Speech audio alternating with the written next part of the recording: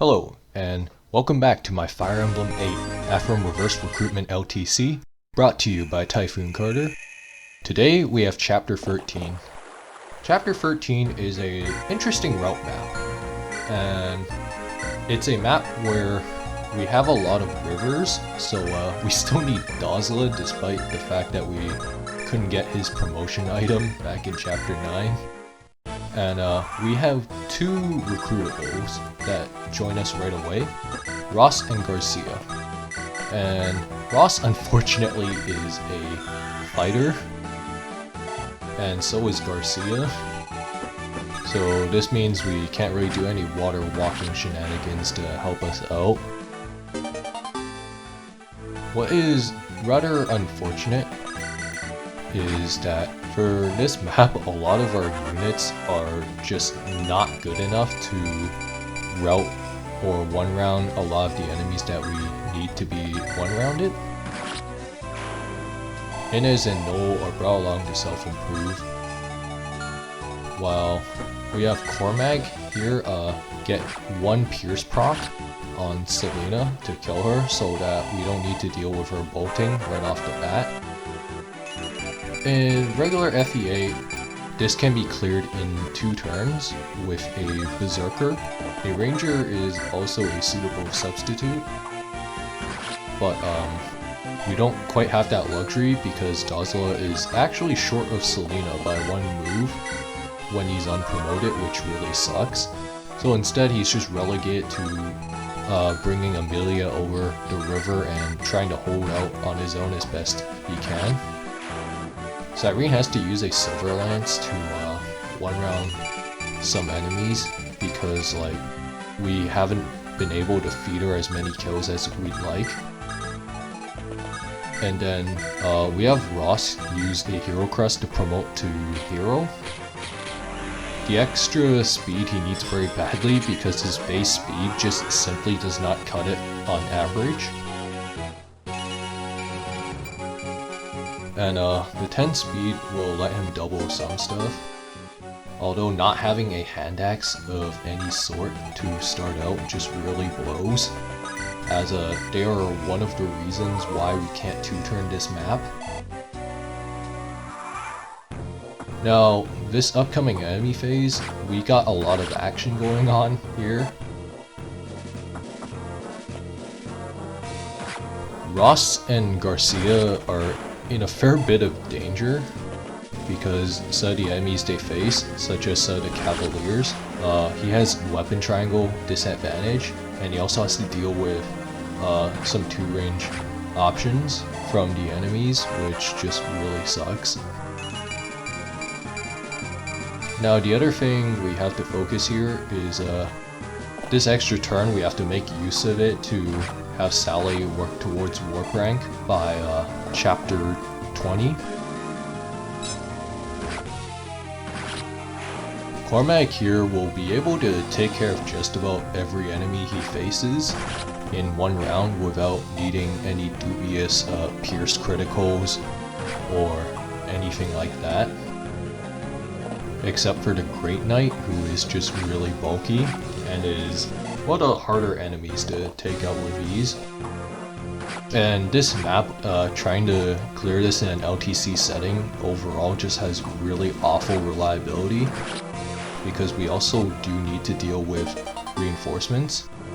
Another side objective that we need to get for this map is the barrier village, which is on the bottom left end of this map, which we have Cyrene moving towards.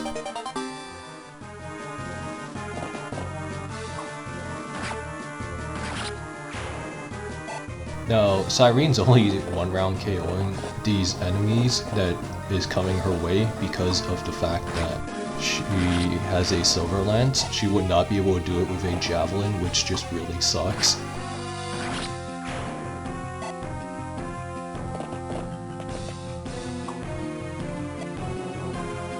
And then yeah, this is the other problem that we kind of have to deal with Ross and Garcia because of the fact that they don't have any hand axes that they come with because of the hand axe fighters.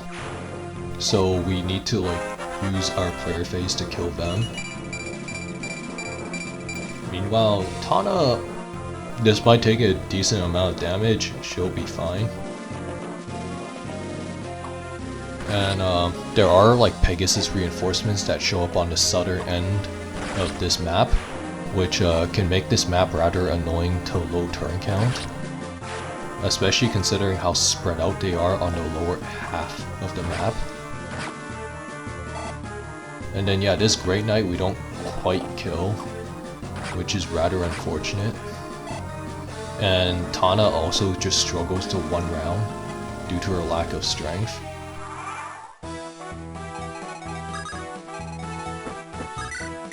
And then Cormag we have moved towards the lower end of this map so that he can cover the reinforcements that are going to show up. Luckily we don't have to deal with any wacky stationary enemy AI for this map, so we're good on that part. Tethys' positioning is a little bit inconvenient, and we're just limited to using her to give our staffers another chance to gain XP.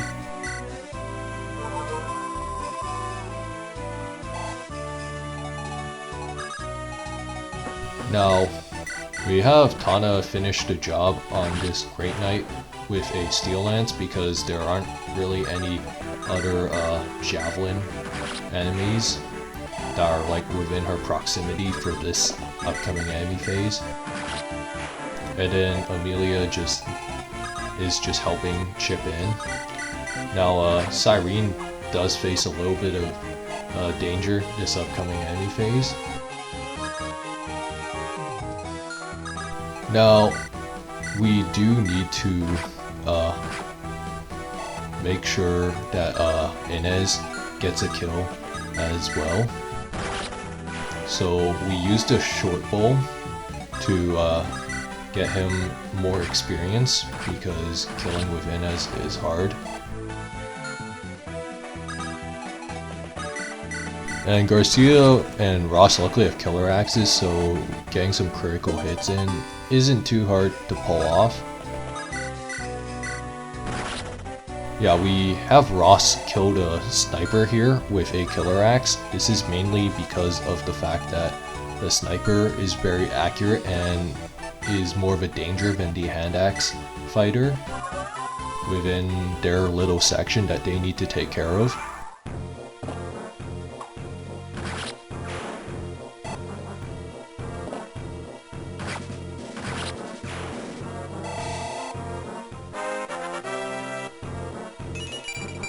Now I think if we had promoted Dazla for this map, 2-turning it might be doable, but like the thing is that we'd have to rig a lot of criticals with Ross on their section because like Ross and Garcia can't quite take care of the enemies on their section, which I mentioned as a limiting factor.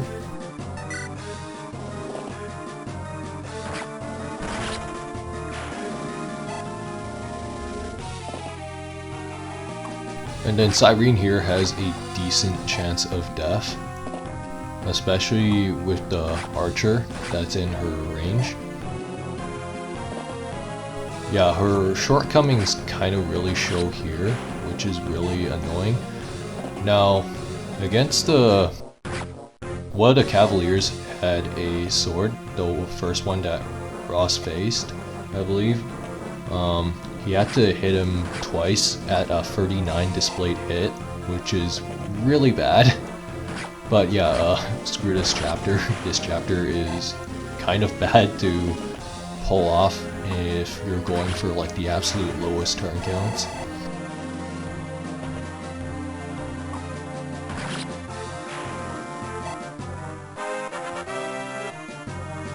And then Cormag just keeps getting more powerful each growing day. Cyrene has decent bulk thanks to the Draco Shield. Now on turn 3, what we need to do is have Cyrene grab the village to get barrier. And then we have her move back. Now Amelia is going to put the convoy trick to use, and we have Dazla here contribute a trade chain to get barrier through. And this is for Sally, so that Sally can get an extra point of staff experience for every staff use he makes use of.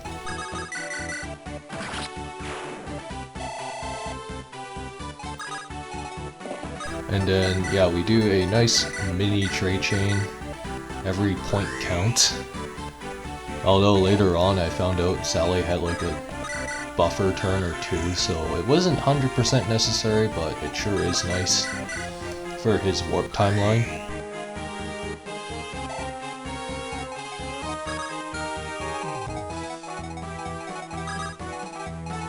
Tana here just visits the Talisman village because she can, and because we can trust Ross and Garcia to take care of the two enemies that they have to deal with.